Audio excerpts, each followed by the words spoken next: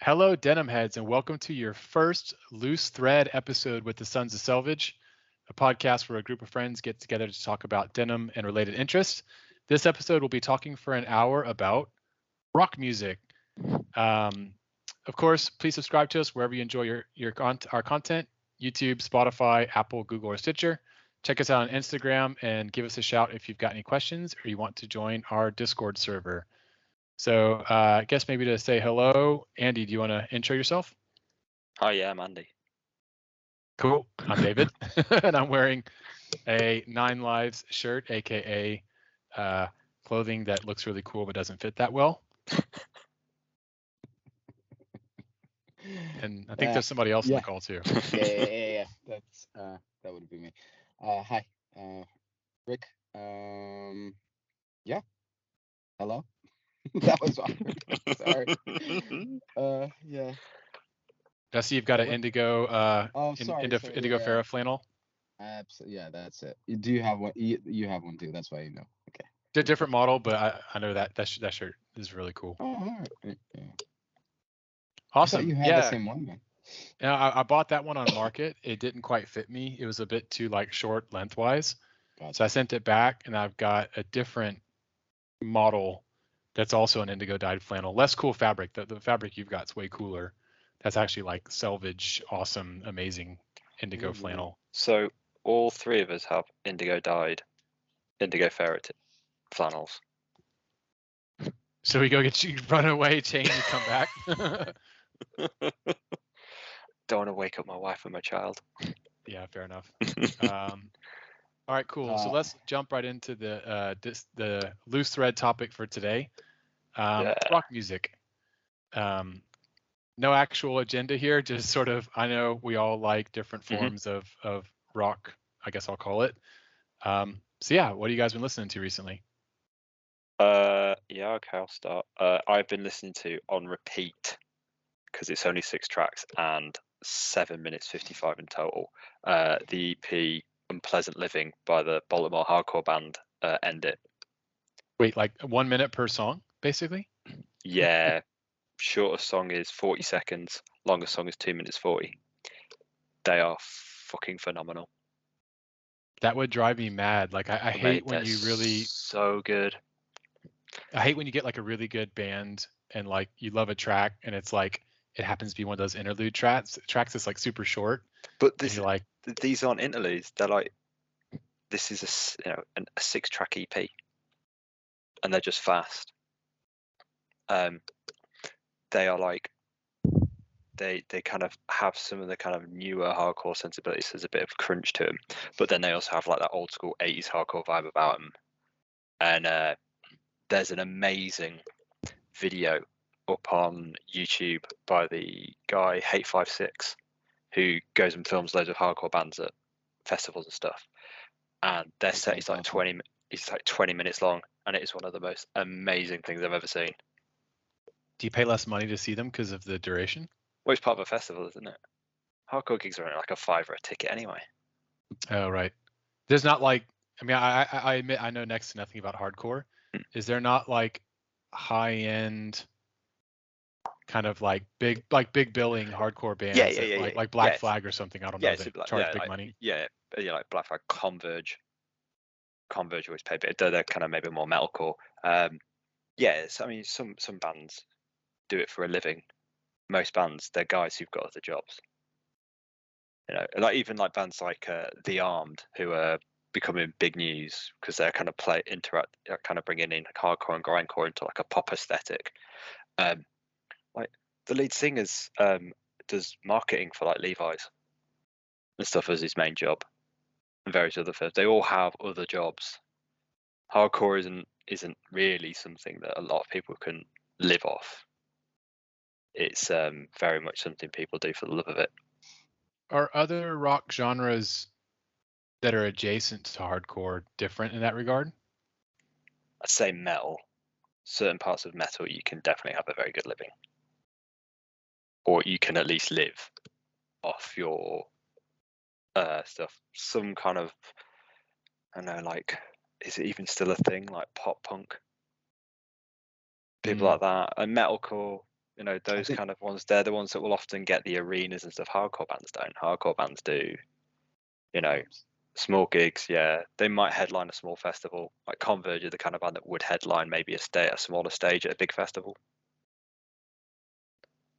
And mind you, when Andy mentions that they can make a living out of it, it's mainly in the American circuit. Yeah. Because in Europe, it's really tough. Yeah. What makes it different over here? Good question, buddy. Because in theory, you've got a better social support network in Europe, right? Well, so with the punk and hardcore scene, it's all mainly DIY anyway. Mm-hmm. And you know, all the contacts are shared around and stuff like that. But I wouldn't say you're making a living out of it, because mostly like bands get their income from the merch they sell. Yeah. You know, it's not.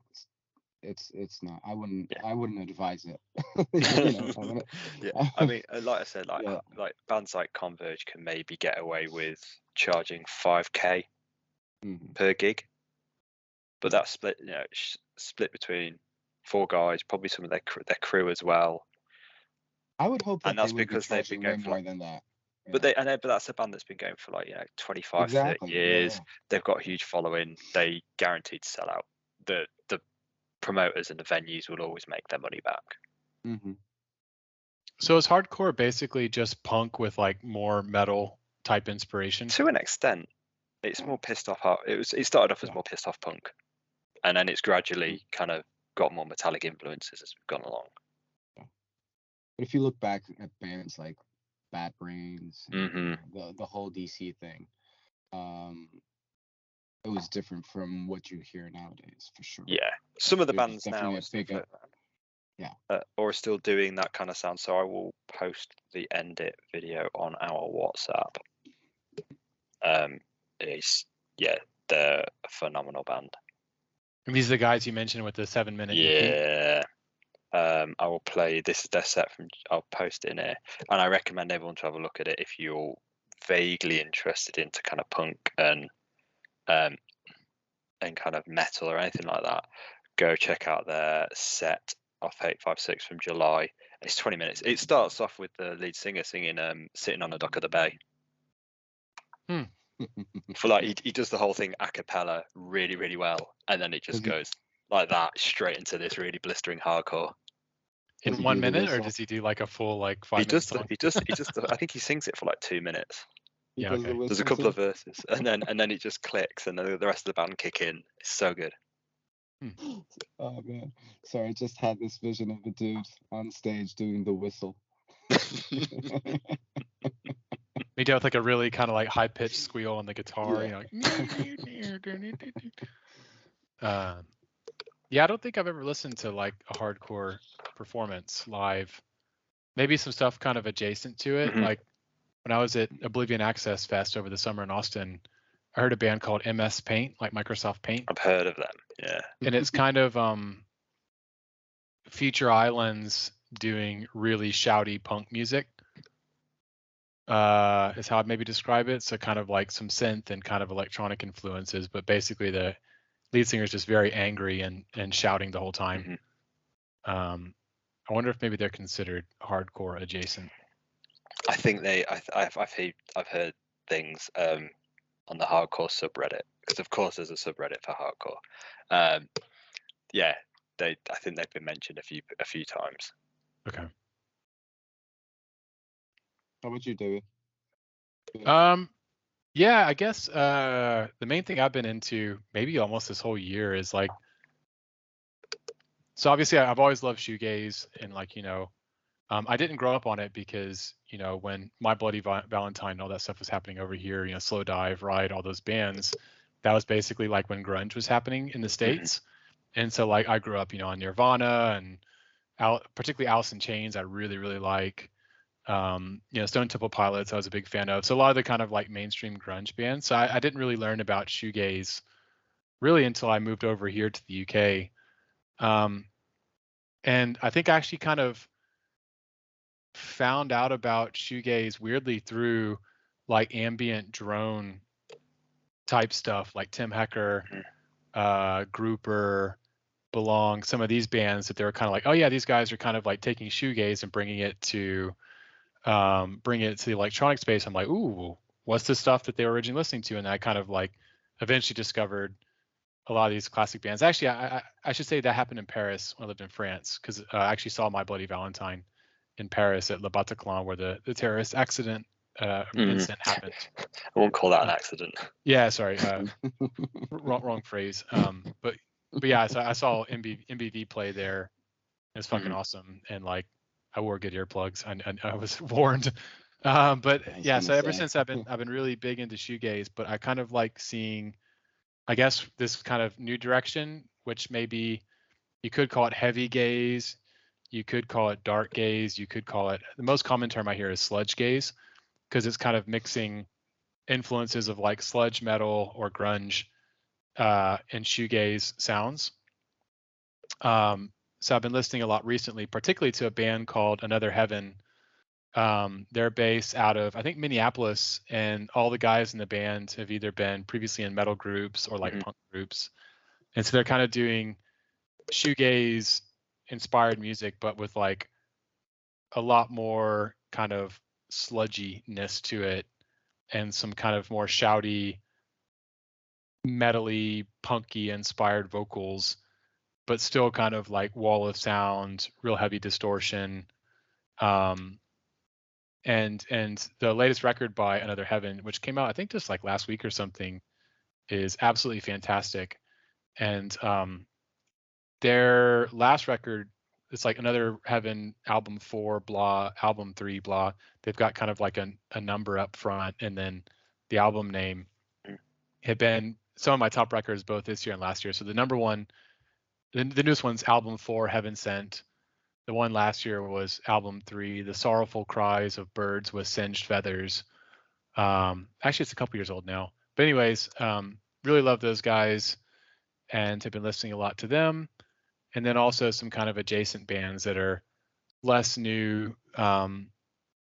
stuff like Animal Ghost, which is kind of like a one-man shoegaze project from a dude in the Pacific Northwest, I think.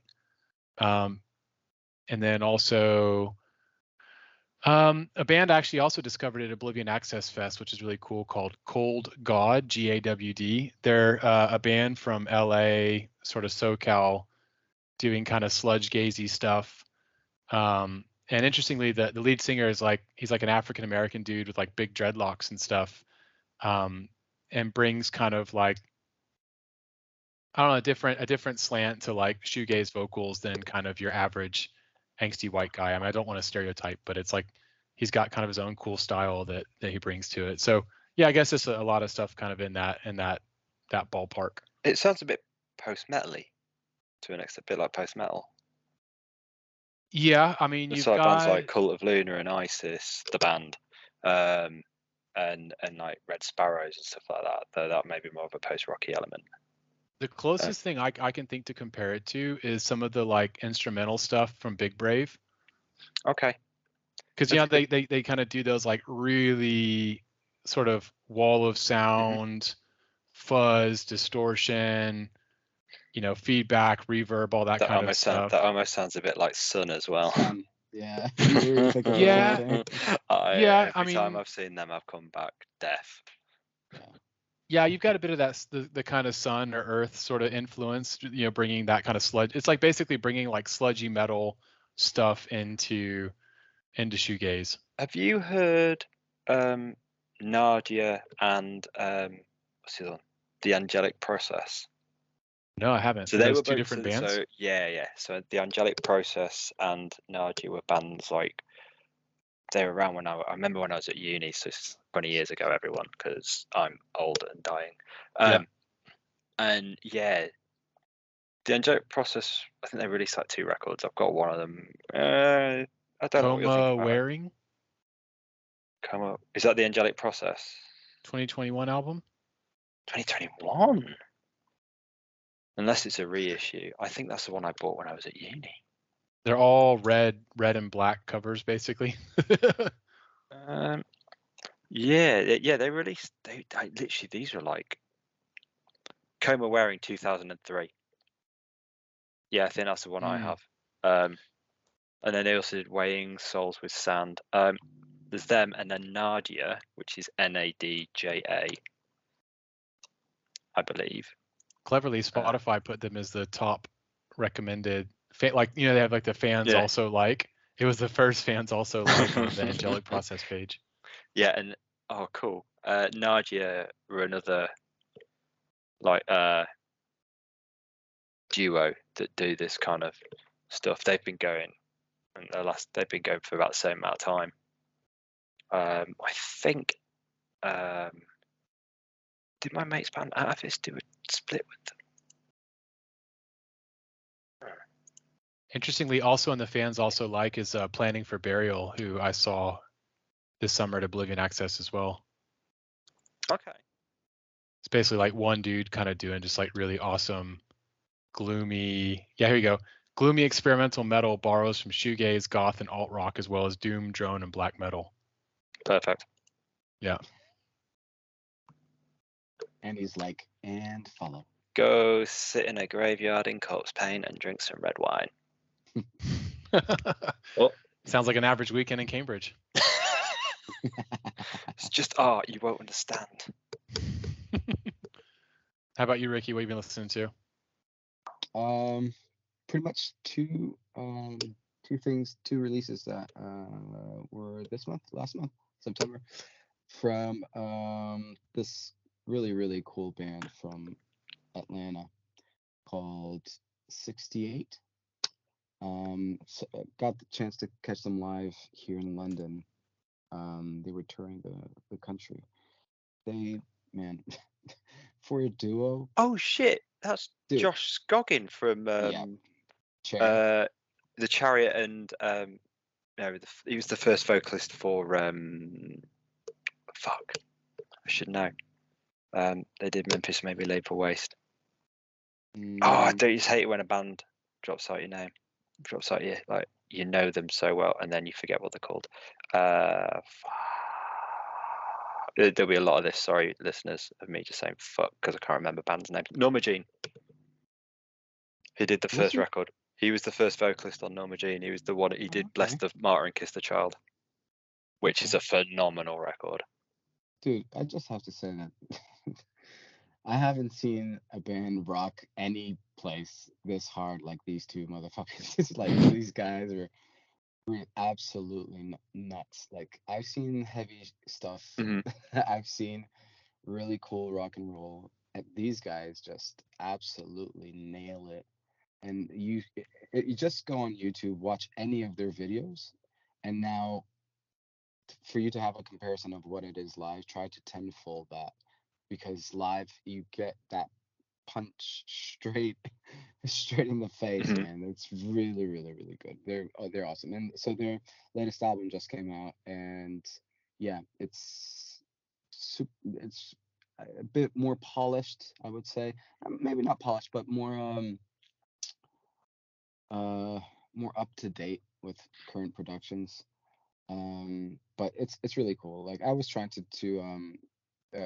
pretty much convince my friends. I was saying, like, jokingly obviously, but I was saying like it's everything we wanted the White Stripes to be. But no, it was obviously the White Stripes are awesome when they're on right, but they're really good. I can't explain much more than this because I'm not a big label guy and stuff, but yeah, look at what Wikipedia just says, noise rock. Which will get both me and David very excited. Yeah, I love some noise. See, they have like, there's noise, but it's riff oriented rock, you know. But that is a lot of noise right there, isn't it? So like bands like Ken Mode and Unsane, and you know, even like some of the heavier elements of like Oxbow, it's rock. It's just really scuzzy rock. Sure. And the thing with them is that there's like loads of effects going on. and everything like don't think that anything is, like there's no backing tracks or anything like that. Everything is like done live, and it's really something to look forward to. If they're coming by, any town near you guys, just obviously for the listeners, just go watch them. They're worth every single penny. They're really really good. They're gonna tour with Thrice. Funny enough. Oh, they're Yeah. still going. Oh yeah, apparently. So they're touring with Thrice and another band that is not. Let me double check. That's also well known. They're gonna be opening for both. I can't remember now off the top of my head, but let me double check that. Surely it's on Instagram. Yeah, and just to mention here, I found them finally on Spotify. It's like apostrophe 68, like the abbreviation for the Yes. year 1968. Mm-hmm. They say a little rock, a little blues, a little hardcore. Yes. Yes. It has a little bit. I would say it has a lot of all three of those. Oh, I've just seen the advert here on Brooklyn Vegan. It's Thrice are doing the 20th anniversary of The Artist in the Ambulance. Here's a bit Which of makes me random feel so ephemera. old. Mm-hmm. If anyone ever bought any leather goods or followed the brand Teranishi Studio, like I've got one of their backpacks from back when, and like an indigo dyed kind of minimalist wallet. That was Tepe Teranishi, who I think is one of the maybe like guitarists for Thrice. I remember you mentioning something about that. Yeah, and he like started the leather brand based upon kind of like basically he was traveling and was like designing his own bags and leather goods and wallets, whatever, to kind of think about like how to optimize his time on the road. And then when Thrice called it quits, like he basically took that on as his full-time job, but eventually put it on the back burner to like go back into playing music again. He has some really fucking cool designs too, like really clever designs. Sorry guys, can't find the other band they were supposed to open for. Maybe I'm confusing with someone else, but yeah, Thrice is for sure. Yeah, and the other thing I've been listening to a lot lately is Dave Eugene Edwards' solo album. So for anyone who doesn't know who David is, he's the singer mastermind behind the band Wolvenhand. Um, who like if you don't know them, also just jump on that bandwagon because they're amazing. Wolvenhand is really really good. Unfortunately, their drummer passed away not like a couple, maybe last month, so that was a bummer. But yeah, so David Eugene Edwards, who's the singer for Wolvenhand, and also another project of his called 16 Horsepower. Also cool, but now he's released a solo album, which is called. Sorry guys, I have to double check this because it always has a funny name. It's called Hyacinth. Hyacinth, it's a kind of flower. Hyacinth. Sorry, what's that, David? Hyacinth, it's a kind of flower. Oh, okay. I totally butchered that pronunciation. It's like hyacinth. I just said that way because I know he's like he used to be at least. I'm pretty sure he still is. Very deeply religious guy. And a lot of Wolvenhand's lyrics are like they have a lot all based like on Bible stuff and whatnot. But like I advise anyone to listen to his music. It's just amazing. He's coming through London. He's doing the European tour at the moment, but he's coming through London. So definitely gonna watch him at the end of this month on the 23rd. Oslo. In Portuguese, a hyacinth is called a jacinto. Yeah. No. Yeah. I wouldn't have gotten there. Okay. I know what Good it old is, Google. But yeah. What kind of stuff is it? Is it kind of like bluesy rock? Is it kind of Yeah. goth rock? I'm trying to kind of gauge It's from the photos. with Woven Hand is, oh man, it's really hard to pinpoint. It's yeah, it's definitely on a bit more on the bluesy side, but the way he sings is the captivating thing.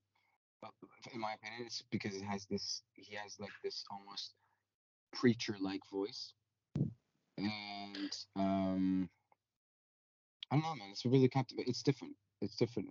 He's not like your ordinary singer. He has a very like, I would say, baritone, almost like bass, like voice. And yeah, sounds really good. His last album has been on repeat lately. He's gone up a bit more acoustic now and more ambient, I would say, with this Cool. release. But yeah, it's really good, really good. Yeah, it sounds really cool. I like more and more just hearing people do cool shit with a guitar.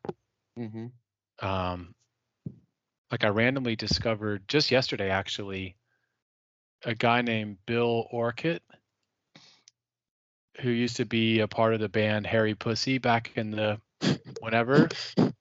Oh, Um, how could I not know of him? That famous band. I'm sure I saw them on Jeez. top of the Pops when I was a kid. Yeah, well, I I was about to assumed say. they must be famous, but it was him and a guy named Chris Corsano, who's a drummer, and the two of them were basically doing like free jazz improvisation with drums and guitar,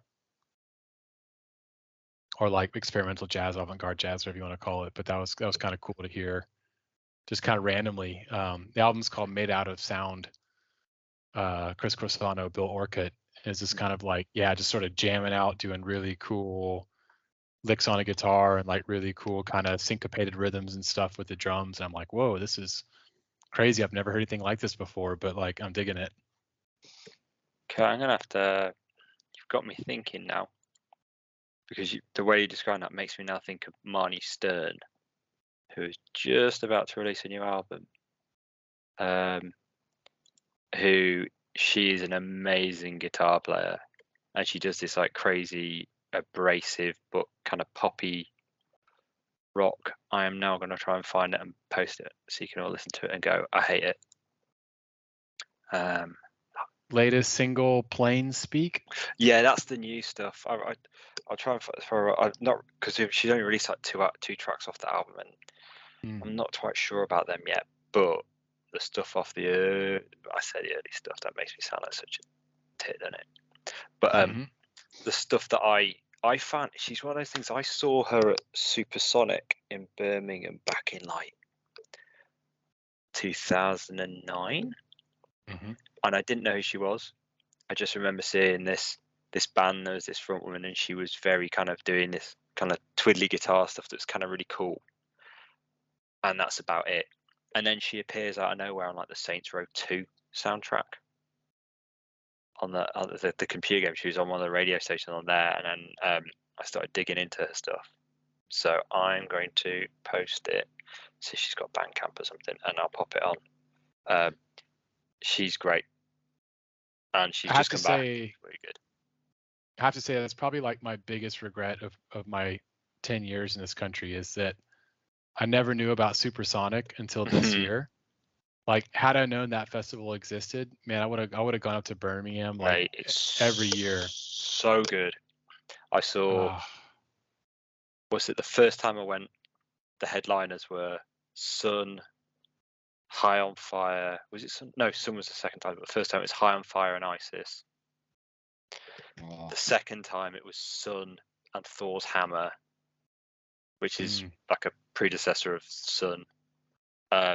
And I even saw one of my mates, Toby, get thrown into a metal fence by the guys from Sun because he's mates with them, just like randomly. There's something involving a chicken nugget as well.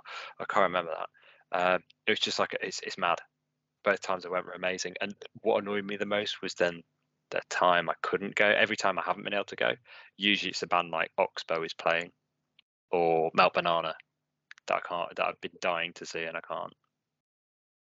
Yeah, it's interesting too, because if I understand correctly, it's kind of taken the same sort of trajectory that like Oblivion Access is starting upon, which is sort of like a lot of metal, a lot of kind of like more niche genres, but also like a lot of other genres that are still experimental, but not necessarily metal or metal adjacent. Like in Oblivion Access, there was a lot of like weird experimental electronic music or some experimental hip hop or stuff like that.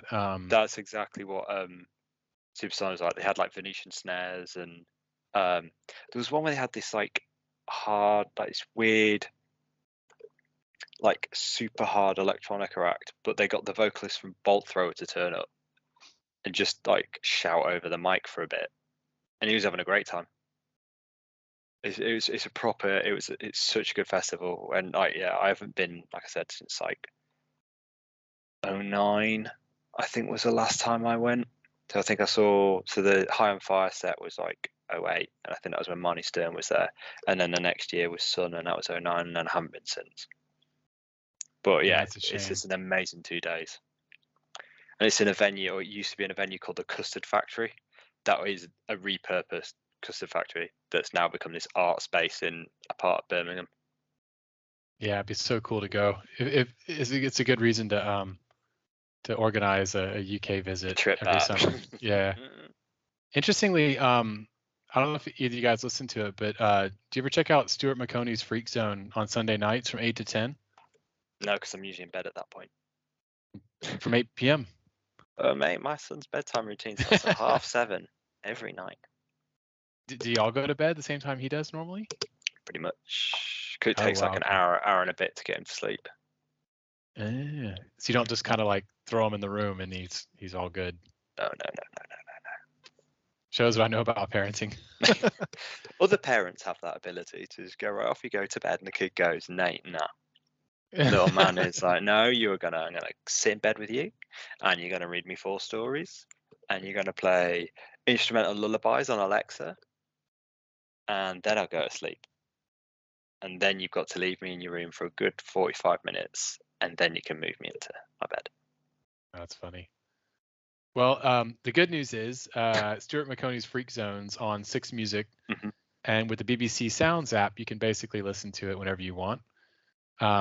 Also, apparently BBC Sounds is now available outside the UK, so like folks in the States. Yeah, I guess they've gotten some licensing terms where they can basically like just in the app, just under these criteria, you can listen to UK radio shows. But basically, Stuart McConey does it every Sunday night, and it's usually like experimental, progressive, psychedelic, avant-garde, whatever. And like usually every night he'll have like a featured album where he'll play like 4 or 5 tracks from that featured album, and there's the rest of it's just like really cool, weird shit. I've heard so much good stuff on there that I've discovered. It's kind of like walking into like your favorite indie record store that has like the staff with the most amazing knowledge, but it's like basically all stuff he came up with. Like one recent one, which actually I think was maybe at Supersonic this year, but I can't remember for sure, is Richard Dawson. That name rings a bell. Did he do a split with Earth? I wouldn't be surprised. He's basically like a really strange, like psychedelic folk singer. And he kind of like doesn't necessarily sing all that good, but he's just got such a bizarre, weird sound that it's like does really look compelling. Like the type.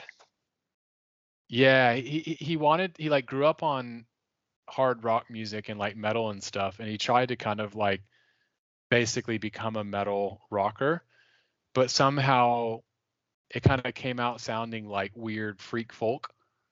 Yeah, it just seemed to say, yeah. And he did a podcast with the British comedian guy who's done some TV stuff that interviews people. And he does a little like song sketches during the interviews. Adam Buxton. Oh yeah. Adam Buxton's awesome. Yeah, he did an interview with Adam Buxton. Awesome. I highly recommend you guys go listen to it. Really, really cool. But like super weird. Okay, I'll give him a try. We did a collaboration with Circle, who are like a Finnish, like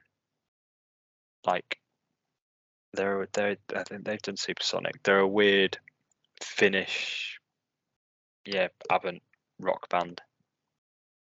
Yeah, his new record, the Ruby Chord, is probably the one to I guess to start with. It's quite good, and it's very interesting on its own, even without like knowledge of his back catalog. Cool. I'll give it a try. Looks like Ricky's falling asleep. No, I'm actually Talking about too obscure. I'm going through this next year's lineup for the Portals Festival.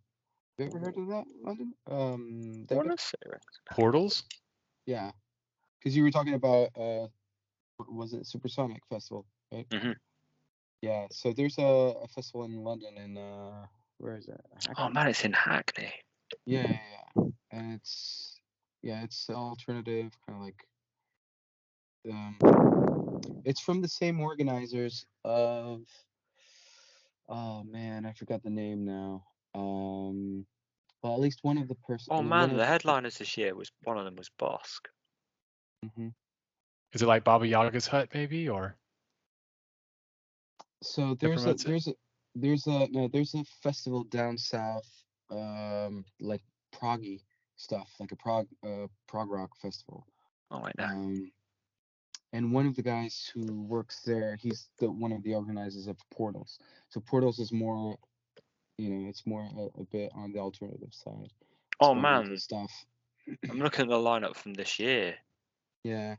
Some great, Bosk 68, Mono. Yep. Who are Mono is like Japanese noise rock, right? Post rock, yeah. Post rock, okay. Who appear randomly on that new David Beckham documentary on Netflix. They get used in there a couple of times. Svalbard, Gold, Pupil Slicer. Yeah, it's not a bad lineup. Reminds me, I was wanting to go to Beyond the Redshift, which is in like 2 weeks, which is in London, which is a festival curated by the band Cult of Luna. They do it every year, but I couldn't take the day off, or should I say, my boss was taking the day off, so I couldn't get away with it. Are they from London?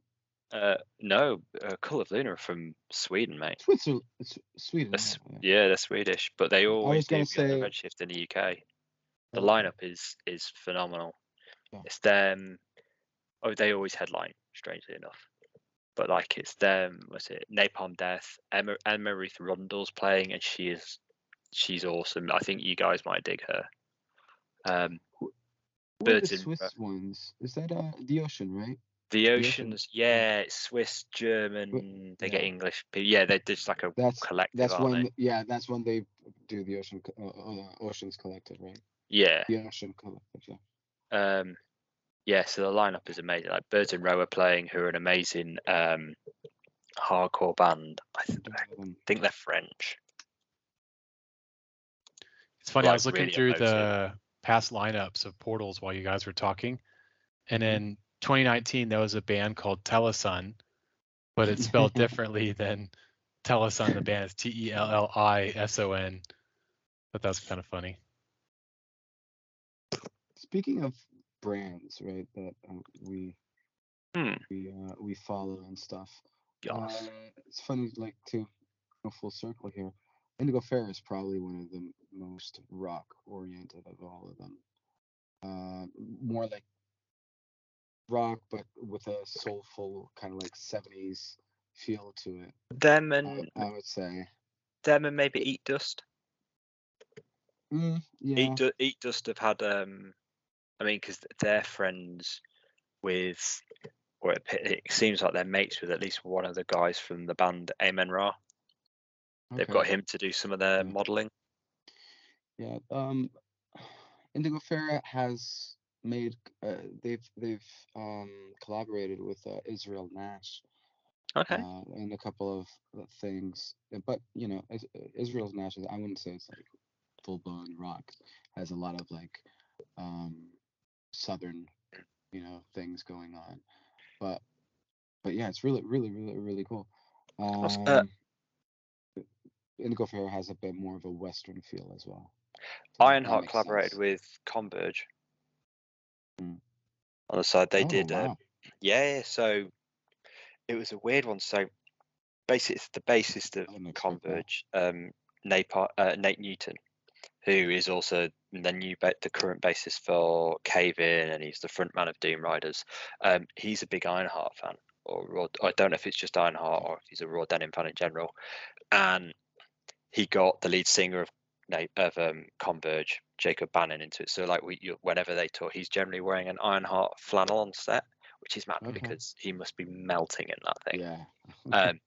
But yeah, Ironheart did a super black, like non-fade Type 3 jacket, and they Okay. released it, and the code for it was basically like a riff on Nate Newton's Instagram handle, which I think is Riff Blaster General or something like that. And it was so they released it. I'll see if I can find a detail about it. Isn't How long super ago was black this? actually their denim that fades to gray rather than the one that stays You black? Like might be the right. I names think, are swapped but around yeah, or something. it's a black that. But yeah, I remember seeing it in. Here we go. Yeah, Riff Blaster General. Yeah, so they did do. So yeah, Heddles didn't. It's back in like 2017. Yeah. So it was That's what the I'm looking at. IH 101J black. They It's did. pretty much a Lee Ryder jacket, isn't it? Yeah. So they made a non-fade black denim jacket, and that was because they through a link with the lead from the bassist from Converge. Was interesting, kind of going back to Telesun as well, like how everything they do kind of ties back to the Clash. The Clash, yeah. It was interesting because I met Pete when he was in London, probably like near 2013ish, like soon after I moved here, and they used to do like a man market kind of thing, which is pop up flea London or something like that. I forgot which. And he was here kind of showing Telesun stuff, and I ended up talking to him. He's like, "Oh, dude, next time you're in California, hit me up." Because I mentioned previously living there in San Francisco, and I was like, "Okay, cool. I'm out there usually once a year." So, anyways, I did hit him up, and like him and Tony basically offered for me to come kick it at their workshop for the day, and just kind of have a beer and chat. So I went up there, and sure enough, like they're in their big giant warehouse. They've got their two big dogs. They had like huge dogs. I forgot what they were at this point, but sure enough, the whole time they're just playing like old school punk records, kind of nonstop at the warehouse, like Clash and adjacent bands from like the late 70s and stuff and early 80s. And so I thought it was pretty cool how they kind of like truly do live that lifestyle kind of every day. So I have a lot of appreciation for Pete and Tony.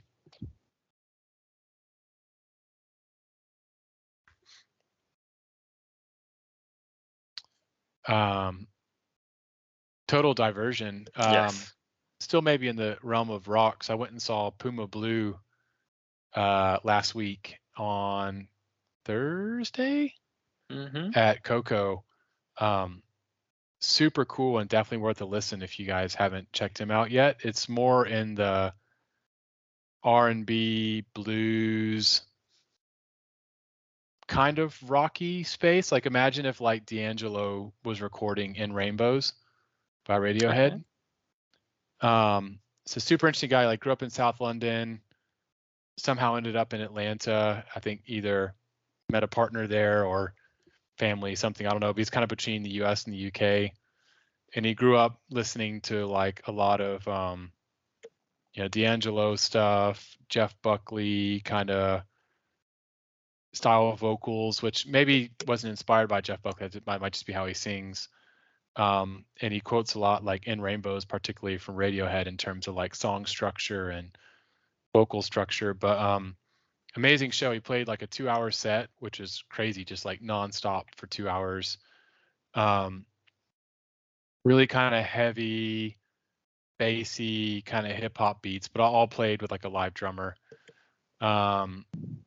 really dope, like kind of like bass player and kind of keyboardist doing some like really cool melodies. And then a guy who does keys and plays saxophone as well. And then he's kind of like doing these sort of Jeff Buckley style crooning.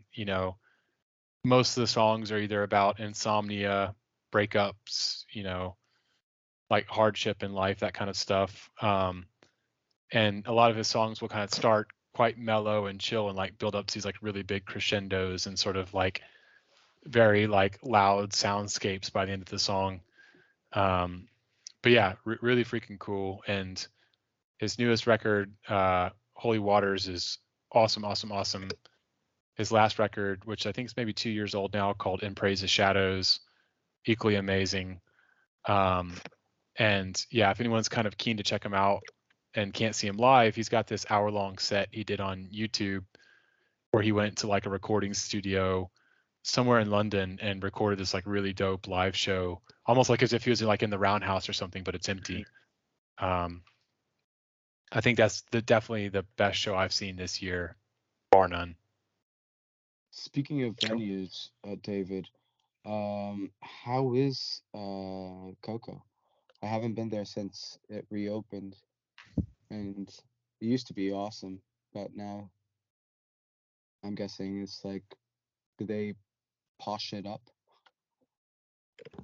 I would. I mean, I don't know what your frame of. How long ago was it when you were last there? Probably 2018. No change then, because I saw Daniel Avery and I saw Local Natives, both there like within a year or two pre-pandemic. Mm-hmm. And I don't think it's really changed from how it was. I think it's exactly the same as it was then. I saw All Them Witches there, and I was there at a party of sorts. A Halloween party. It was pretty cool, actually. I'm so glad you said Halloween party. I was expecting that to go a very left field. There was when I said everything party was of wiped sorts. down. It was great. Clear plastic on everything. Yeah. It's like a slip and slide. No, I'm gonna go back there on sometime early November to watch Hermanos Gutierrez, which should be cool. Those guys, they played a small place in Hackney last year. I was that close. I was really close to go see them, but I had tickets for Sepultura already, so I skipped that. And they just blew up in the past year, which was pretty cool to see. I've been following the guys for a while, and yeah, now they're on the agenda. One thing that's really interesting to me about blowing up is like it's crazy to see how much bands like the National have just become household names these days, or like Bon Iver. It's crazy that like 20 years ago we're like, oh, these bands are kind of neat and interesting and different. Now they're like selling out huge ass arenas multiple nights in a row. It's really interesting that they're kind of like the Neil Young and Crazy Horse or similar bands of notoriety for our time. It's funny because whenever I hear and whenever I think about the success that bands like Bon Iver had, I always think of like, how Red House Painters was doing that like 20 years prior. And if you ask most people, who listen to so-called alternative music nowadays, you talk about Red House Painters, they're like, what?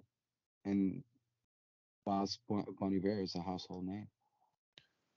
Those kind of things. I mean, I'd agree and I'd funny. disagree. Like, I'd agree in so much as like, so Mark Kozelek hasn't done himself any favors, right? Because he releases under his own name, he releases under Sun Kill Moon, he releases under Red House Painters. So it's like there's a bit of a continuity issue there, where like it's never all under one name. No, not necessarily, because Red House Painters, they stopped like 2001 maybe, their last album, and then Mark dissolved the band, and then he restarted with Sun Moon. There was still a couple of players from Red House Painters, I think, in that band, but then then he continued with Sun Moon. I see. But I'm just saying, like, if there were to be for Emma long ago in the early '90s, right? That would have been Red House Painters. You know what I mean? Like, but I'm not trying to compare. I'm just trying to position, the names, the bands, and just looking at it from a distance now and seeing, oh man, it feels like Mark Kozlik, had he been, had he released whatever Red House Painters album then now, it would, in my opinion, it would probably be like revolutionary. I just feel like at the time, the so-called alternative scene where he was inserted with bands like, I don't know, Modest Mouse and Low and all those great bands. I just feel like, I don't know. It's just like, it feels like this whole career went, by them, like, massively speaking. Like bands like The National, or like Bon Iver and stuff like that. I So feel like they continued, like, with a bigger scale. yeah, so it's a couple interesting things. I'm kind of just like looking up some dates while we're talking, right? So, for example, when we were talking about kind of Red House Painters kind of preceding this kind of like soulful indie folk stuff, I was like, oh, well, what about like someone like Joseph Arthur? Yeah. But then interestingly, kind of timeline wise, so like Joseph Arthur, he kind of had his moment on the OC when they played one of his songs, Honey in the Moon, and like he kind of had a bit of a spotlight. Oh yeah, But that and Red was House like, Painters also had it in Vanilla Sky. Yeah, that like there's no question that Red House Painters have their place, in history, and they had a certain amount of success, but nothing compared to what Bon Iver is. Do you know what I mean? Like, there, Mark Kozlik or any of his projects, neither of his projects would be filling out arenas. Do you know what I mean? yeah, just to kind of complete a point. But what was interesting was when I was actually looking at the time frames, it's like Bon Iver late 2000s, Joseph Arthur, just to pick something random, early 2000s. But then when I go to Red House Painters, you're right, that's like early 90s. Oh. And it's like, well, what was happening in the early 90s? And I guess contemporaries would have been stuff like, and not even contemporaries, but like, Yo La Tengo or early Dinosaur Jr. or a very different type of music. And so actually, yeah, you're right. I can't really think of much. And I was like, well, maybe someone like, Songs Ohio, but even they're not that old. So yeah, it's interesting that like that kind of indie folk, kind of sad singer songwriter stuff. Yeah, I can't really think of much. I mean, maybe Smog, even that's probably too recent. That, yeah, no one was really doing that back then. That's kind of interesting, actually. Yeah, even Smog or Bill Callahan, he's late 90s when he got started. Oh yeah, like or if you think of Will Oldman and Palace, Yep. like all those guys, had they, if they were in their 20s now or early 30s now, right, instead of their late 50s. So I don't know. I just feel like, different times, and the access that people have to music nowadays is just so different. I do think it is primarily the access, it's the fact that you had Pitchfork and they were kind of like writing about these bands, and like someone would get a best new music on Pitchfork and like the whole world would go apeshit. Because like, I mean, Bon Iver did do some stuff that was uniquely interesting in that, he had a good marketing story around this idea of like, I'm going to go in a cabin, write a record about a breakup, and then I've got this great story to sell it. But also his kind of like high pitched soul singing kind of style, Marvin Gaye kind of singing, that was very unique. And so that was like a USP that helped him probably sell more. But if he didn't have that marketing story of like, I'm going in a cabin to make this record, it probably wouldn't have sold as well. And then like with the National, I think their thing was just like really, really, really good songwriting, Oh yeah. and really good execution, such that like just the quality was so high that they Mhm. were almost like inevitably going to be successful because they just never put out a shit record until a couple years ago. I'm when not they so did in fact familiar with launch. with their discography, but Oh man, I know it backwards and yeah. forward. I'm Easy to Find 2019. That was a horrible record, but the rest of it was good. Yeah. Anyways, Um, we lost Andy, I think. yeah. Sorry, totally outside of my wheelhouse. Well, interesting. There's some crossovers. So like Sun Kill Moon, who Ricky was talking about, has done some Name stuff rings a bell. with Jesu, Oh yeah, Oh yeah, yeah, yeah. yeah. Uh-huh. which is kind of more in the doomy. Yeah, Yep. Justin Broderick. Yeah, Yeah. they've done some collaborative stuff. So there's a bit of crossover here from like the heavier stuff to the 100%. acoustic-y stuff. Mm-hmm. And maybe one for Andy. Interestingly, I saw Val perform when I was in Austin for Oblivion Access Fest, and I have to be honest, I couldn't quite get into it. Love But thou. I mean, Bloody love thou. I You liked might it, like but I their don't. collaborations with Emma Ruth Rundle then, because That's what I was going towards, the acoustic stuff they did. Or actually, maybe I'm talking about something different. But they definitely did. They did some collaborations with Emma Ruth Rundle, and she has an absolutely wonderful voice. Because they've done some really cool acoustic tracks that are basically like literally them singing acoustic with a woman doing vocals. That's probably Emma Ruth Rundle. And it's like it's very much not metal-y, even though it's like from a metal band. And like that stuff I really, really dug. I'll see if I can find it. What was the name again, David? Hunting Thou, THOU, but it's They put out, so they are constantly releasing stuff. I'm trying to remember. I'm sure I've seen them. I was probably very drunk when I saw them. I think they might have been at Hellfest, which is when I saw Yob back when they were angry. I think I saw Yob. Or wait, did I see them? Or they definitely performed this summer at that festival. I'm not sure if I saw them. That's such a good band. I saw them opening for Neurosis, and then Godflesh were in the middle, and Yob were probably the best. I went there just for Neurosis, and Yob was so good live.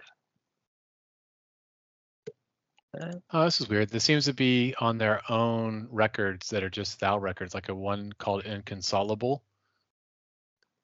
But they're like acoustic-y, non-metal-y songs. Yeah, they should do what they want. Yeah. Thou, I think of that kind of band. They put tons out. They do splits. Like they did a split with The Body. The Body. What crazy ass vocals. There's just that kind of. I totally forgot. I saw The Body live once. I saw them. Were they opening for Arab Blood? Or was it Arab Blood that were opening for them? It was a weird gig. That's a good band. You might like them. Arab Blood. How do you spell that? I'd probably pronounce it wrong. I think it might even be Arab Blood. Get your Norwegian right. Or Swedish. It is. If you just type in that on Google, it will actually give you the correct spelling. Arab. Yeah, but it's got accents on it. They put a thing on their Instagram once of how to pronounce the name. They're good. They're really good.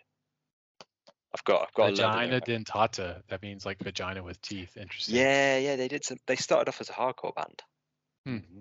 and then so I think I've got their. I think it's called Revenge. Is their hardcore album, and then they just kind of go more and more into like the proper like crazy noise rock, and then they bring in like Southern Gothic elements because they even made an album called Norwegian Gothic. Southern Gothic. That's cool. I'm excited by this. It went from being a hardcore band to basically a husband and wife duo. Okay. They played Damnation once when I was there. But I was really looking forward to seeing them live, and I just got there and I just wasn't in the right headspace for them. So I watched like 2 tracks and then I had to walk away. But they're really good. Well, I've said it before, but I'll say it again. In the realm of noise rock and hardcore and metal stuff, I cannot say enough positive things about Uniform. They are so freaking awesome. I love Uniform, and I cannot wait till they come play London again because I still want to see them. I don't know them, but I like the name of the band. I think you've played a little bit. Have you guys seen the newest season of Twin Peaks, like the modern Twin Peaks season? Yes. So do you know that scene where bad version of Detective whatever his name is driving in the car, and there's this kind of like crazy ass noise rock playing where someone's like wah, wah, like screaming at the top of their lungs? It's been a few years since I saw that. Well, anyways, that was Uniform. Okay. And they did a record with the Body, which is pretty crazy. But I remember you talking about that. Yeah, I would still recommend personally. Well, actually, we're nearing the hour marks. Maybe we should wrap up with some recommendations. Maybe like 2 records each where we recommend. But maybe I'll start by saying "Wake in Fright" by the album. By the Uniform. That's my favorite record of theirs because it kind of gets a little bit synthy, but it's still like incredibly noisy.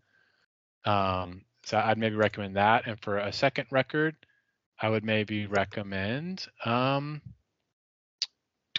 trying to scan through what I've been listening to recently that's been interesting.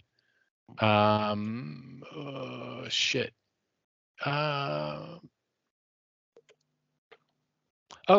new Slow Dive record's cool. It's like kind of classic shoegaze brought back into the modern day, and still just as good as it always was. And then that's two recommendations for me.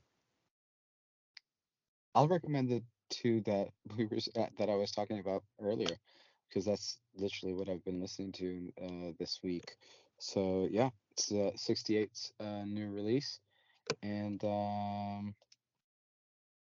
also, but it's called Yes and no, sorry, yes, it's called Yes and I'm gonna let David pronounce the other one.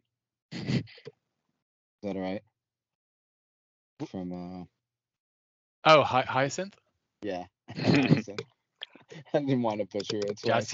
Jacinto. Thing is, whenever I hear Hyacinth, all I can think of is the TV show Keeping Up Appearances, which will fall flat on you two guys. Yeah, early 90s British sitcom about a housewife called Hyacinth Bucket, but she pronounces it as a Hyacinth Bouquet because she's always about trying to put on the airs and graces. Do you know when you write a word for the first time, you get that weird feeling where you're like, I don't know how to spell this properly. I've said this word like thousands of times and I don't know how to spell it. Yeah. The first time you're like writing it for some weird reason. It's the, so when yeah, go on. When you guys say hyacinth, right? I'm like, I've heard that before, but I've never seen it written. Do you know? So I'm kind of like going through this weird thing, which I'm looking at the word, and I, for some reason, like I don't know if it's dyslexia or whatever, but I just can't grasp the word. I bet you money that's a word of French origin. Probably. It's just based I don't on know. spelling.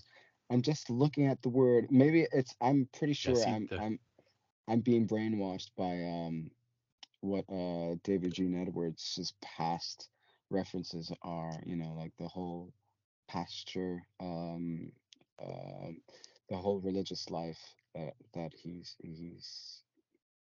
going through. So yeah, for some reason I don't know. I mean, you can go through the list, the song list, and there's apparition. So yeah, there's always some references that you might think that can be on the religious side.